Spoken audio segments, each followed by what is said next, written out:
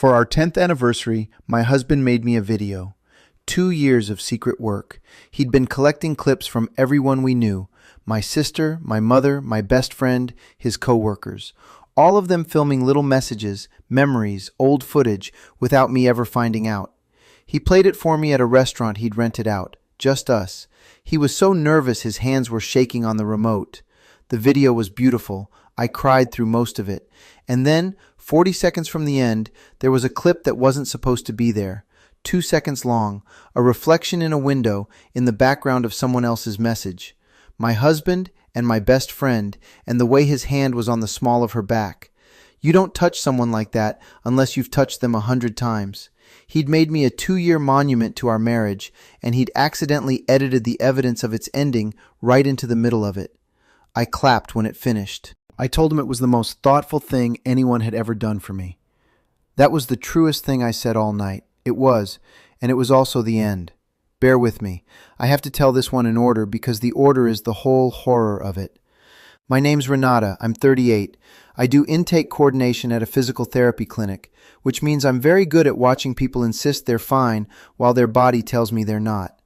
My husband is Theo.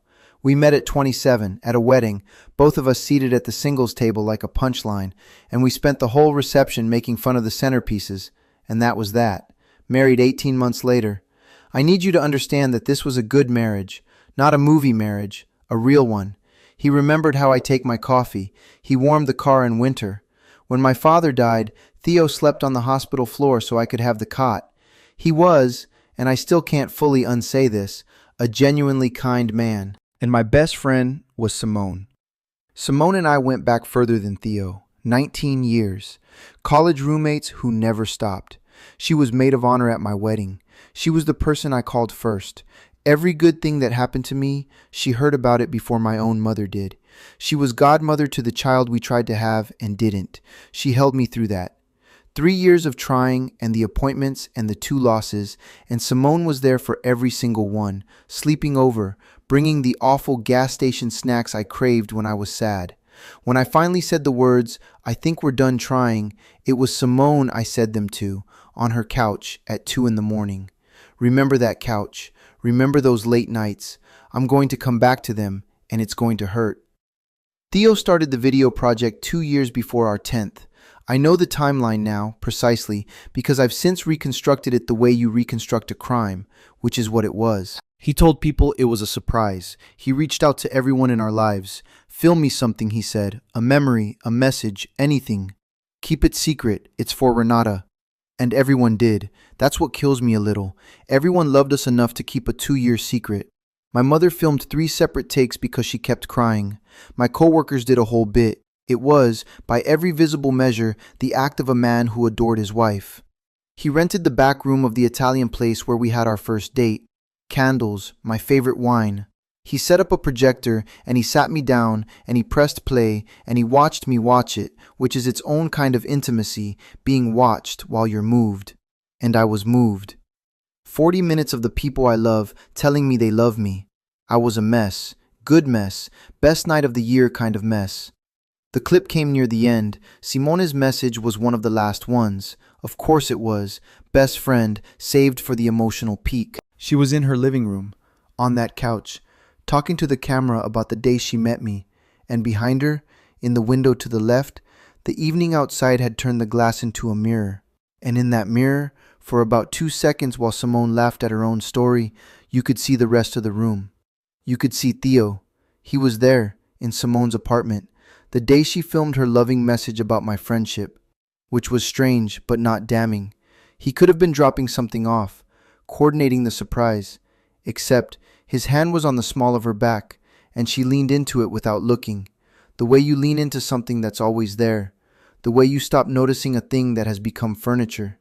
I have watched 2 seconds of footage more times than I have watched any film in my life. I know it frame by frame, and there is no version of that touch that is innocent. I've tried to build one. I'm a reasonable person. I wanted, more than I've wanted almost anything, for there to be an innocent version. There isn't. Bodies don't lie like that. Mine tells the truth about pain all day at work. I know what an honest body looks like. I clapped. I cried. And now some of the tears were different, and he couldn't tell, because why would he be able to tell? I told him it was the most thoughtful thing anyone had ever done. And I drove us home, because he'd had the wine, and I hadn't finished mine, and I realized somewhere on the highway that I hadn't finished my wine, because some animal part of me had already known before my brain did, and had kept me sharp. I didn't confront him. I want to explain why, because people always ask why. Because a video is not proof. 2 seconds and a reflection is not proof. It's a feeling, and I have watched people I love talk themselves out of feelings with much better evidence than that. If I said something that night, he'd have an explanation by morning, and Simone would have a matching one by noon, because that's what 19 years and 10 years of trust buys you. The benefit of the doubt, on tap, forever.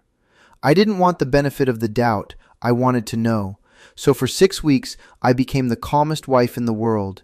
I have never been so kind to him. I made his coffee, I asked about his day, and listened to the answer. And I watched. Not his phone. His phone would be clean. A man who runs a 2-year secret operation keeps a clean phone. I watched the shape of our life, because that's where affairs actually live, not in texts, in logistics. And the logistics were rotten. Once I was looking. Theo played squash on Thursday nights, had for years. Came home a little after 9, showered, smelling like soap. I'd never once thought about it. Simone had a standing thing on Thursdays too. Girls' thing, she'd always said. A rotating group I'd never actually met. And I never questioned it, because who questions their best friend's girls' night? Thursdays. Both of them. For years. The squash club had a website with a members portal. Theo's login was our anniversary, because he was sentimental, because he loved me, because the human heart is a genuinely deranged organ. His court bookings were all there. He hadn't booked a court in 14 months. 14 months of Thursdays, showing up home a little after 9, smelling like soap. Then the money. Not big. That's the tell people miss. Big money leaves a trail you find. It was small and rhythmic. A charge every few weeks at a hotel 40 minutes north, the kind with a restaurant attached, so on a statement it just looks like dinner. Dinner for 2, every few weeks, for longer than I let myself scroll. And the last thing, the thing that took me from knowing to something colder. I found the original video files. He'd kept them, all the raw footage everyone sent, on a drive in his office. 2 years of it, organized in folders by person. Simone's folder had 11 files in it, 11 takes, for a 2-minute message. I watched all 11. And in the ones he hadn't used, the ones where the take didn't work, you can hear them talking between attempts. Comfortable, him behind the camera, her on that couch. And in the 4th file, at the end, before she remembers to reach over and stop the recording, she says something to him. She says, "Do you feel bad filming this?" And he says, "Every day." And she laughs, and the file cuts. Every day. He felt bad every day. And he made the video anyway.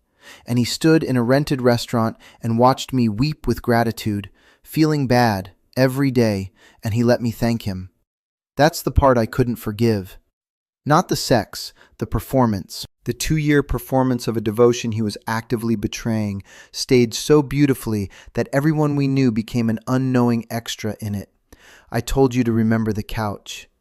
3 years we tried for a child, 2 losses, and the person who held me through the worst nights of my life on her couch, bringing me terrible snacks, whispering that I was going to be okay, was sleeping with my husband, probably, during at least the last stretch of it. I don't know exactly when it started. I've decided I don't want to know, because there's a date beyond which the answer would break something in me I need to keep working, and I'd rather not find out I'm on the wrong side of it. But I know that some of those 2 a.m. kindnesses, some of that holding, happened while it was already going on. She comforted me through the grief of the family I couldn't build, while she was quietly dismantling the one I had. That's not an affair. An affair is a smaller thing. That's a 19-year friendship weaponized into an alibi. Here's the part I didn't see coming, and I'd figured out almost everything. I was building toward a confrontation. I had the court bookings, the hotel charges, the 11 files. I was going to sit them both down, together, and play them the fourth file, and watch. And then, 3 days before I meant to do it, Simone called me, crying, real crying. I know her crying the way you know a sibling's. This wasn't performance. She said she needed to see me, alone. She said, I have to tell you something and I need you to hear it from me and not from anyone else. And for one insane, hopeful second, sitting in my car in the clinic parking lot, I thought, she's going to confess. She's going to end it clean. Some shred of the person I loved for 19 years is going to do the decent thing. We met at a coffee place. She looked terrible. She held my hands across the table, and I let her, one last time. And she said, Theo's been having an affair. I want you to sit in that with me for a second, because I had to. She looked me in the eyes, holding my hands, and told me my husband was cheating on me. To get ahead of it, she'd figured out that I'd been acting strange. She'd panicked, and her play, her actual play, was to come to me first, tearful, loyal, the good friend delivering hard news, and confess to Theo's affair, with someone else. She'd invented a woman, a co-worker of his. She had details. She'd clearly been building this for days, the way you build a story when you're the one who knows the truth and needs to bury it under a bigger, more convenient one. She was throwing him under the bus to save herself. She was going to let me destroy my marriage over the affair she was actually having, redirect it onto a woman who didn't exist, so that when the smoke cleared, Simone would still be standing next to me, the loyal friend, the one who told me, the one I'd cry to, on her couch. She was going to comfort me through the divorce she caused. I understood, sitting there, that she'd done the math and decided she'd rather keep me than keep Theo. Not out of love, out of ownership. I was the longer relationship. I was the one whose life she was more embedded in. She was choosing which of us to keep, and she was keeping me, and she was willing to burn my marriage down to do it cleanly. I've never felt anything like what I felt at that table. It wasn't rage. Rage would have been warm. This was the coldest I've ever been. I squeezed her hands. I said, "Thank you for telling me. I don't know what I'd do without you." And I watched relief cross her face. Relief. She thought it had worked. I did it the following Sunday, both of them. I invited Simone to dinner at our house, which I'd never have to do again, so I made it a good one. The three of us at the table where we'd eaten 100 times. I'd set up the projector from the anniversary. Theo smiled when he saw it, thinking, I don't know, that I wanted to watch our beautiful video again. I said, I found the raw files, Theo. There were extras. I made a little cut of my own. And I pressed play. It was the fourth file, Simone on the couch. Do you feel bad filming this? And his voice, off camera, in her apartment. Every day. And her laugh. The room went so quiet I could hear the projector fan. Simone got there first. She's quicker than him. I watched her run every option and find them all closed, because there's no innocent version of his voice in her apartment saying, every day, and she knew I knew it. Theo just said my name, once, like a question, like maybe there was still a world where this was a misunderstanding. I said, 14 months of Thursdays, the hotel off Route 9, 11 takes. I said it flat, like reading intake notes. I'm not asking, I'm telling you what I know, so nobody wastes the evening lying. And then I looked at Simone, and I said the only thing I'd rehearsed. I said, you told me he was having an affair. You were right. You just left out the name. So I'll say it, since you couldn't. It was you. You held my hands and told me my husband was cheating, and you meant it, and you still couldn't manage the truth. Theo turned and looked at her then, and I saw something break in his face that wasn't about me at all. He hadn't known. He hadn't known she'd gone to me. He hadn't known her plan was to sell him out and keep me. He looked at her like a man realizing that the person he'd blown up his marriage for had, at the first sign of danger, decided he was the expendable one. That was worth something. Not much, but something. Here's how it actually ended, and it's not the way these are supposed to end. Theo, it turned out, wanted to confess, had wanted to for months. every day, he'd said, and it was true in more ways than one. The video, I learned later, was partly guilt. A man trying to buy back with 2 years of thoughtfulness what he was throwing away on Thursday nights. He'd half hoped, I think, to be caught. People who leave evidence in reflections are not, on some level, trying that hard to hide. Simone never wanted to confess anything. Simone wanted to win, and in the end it was Simone who lost everything, and she lost it because of the move she made to save herself. Because when she came to me with the invented affair, the fake coworker, she'd put it in writing too. She'd texted me a follow-up. Details about the woman who didn't exist. I feel awful telling you this, but you deserve to know. Her name is, and a name, and a workplace. A real name, a real woman, a real coworker of Theo's, picked because she was convenient, who had never done anything but exist near my husband. That text was defamation with a name and an address attached. When it all came apart, that woman, the invented mistress, the actual innocent, found out she'd been named. And she was, it turns out, not a person who lets things go. Simone had spent 19 years being careful. And the one reckless thing she did, the lie she told to keep me, was the thing with her name on it, in writing, sent to a phone. She'd been so careful with Theo.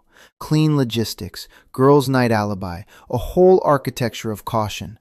And she torched it all to win a person who was never a prize, by libeling a stranger who was never involved. I didn't have to do anything to Simone. I just had to not delete a text message. People want to know if I'm okay. I'm okay. I'm the intake coordinator. I'm always okay. You should hear how convincing I am about it. Theo and I are done. That part was never in question after the reflection. The kindness was real, and it doesn't matter that it was real, because kindness that runs alongside a 14-month betrayal isn't kindness anymore. It's set dressing. He was a good man in every hour except the ones that counted, and the ones that counted are the whole thing. Simone I don't think about as an affair. I think about her as a bereavement. I lost a husband, which is a normal, survivable grief that half the world has felt. But I also lost the person I'd have called to survive it. The griefs don't add, they multiply. There's no one to hold my hands at 2 a.m, because the hands I'd have reached for are the ones that did it. That's the part these stories never tell you. Everyone imagines the affair as the wound. The affair is just the knife. The wound is that the 2 people who could have gotten you through the worst thing that ever happened to you are the 2 people who did it. I keep the anniversary video, if you can believe that. Not to watch. I'll never watch it again. But I can't delete 40 minutes of everyone I love telling me they love me, filmed before I knew, back when the marriage in the footage was still the one I thought I was living in. It's the last honest footage of my life before this. Everyone in it is telling the truth. Even Theo, in his clips, is telling the truth. He did love me, in the useless way that didn't stop him. Only 2 seconds of it are a lie. But that's how it works, isn't it? It only takes 2 seconds, in a reflection, in the background, in a window nobody was supposed to be looking at. He filmed our whole marriage, and without meaning to, he filmed the exact moment it ended, and handed it to me himself, wrapped in candlelight, and waited for me to say thank you. I said thank you. I meant it.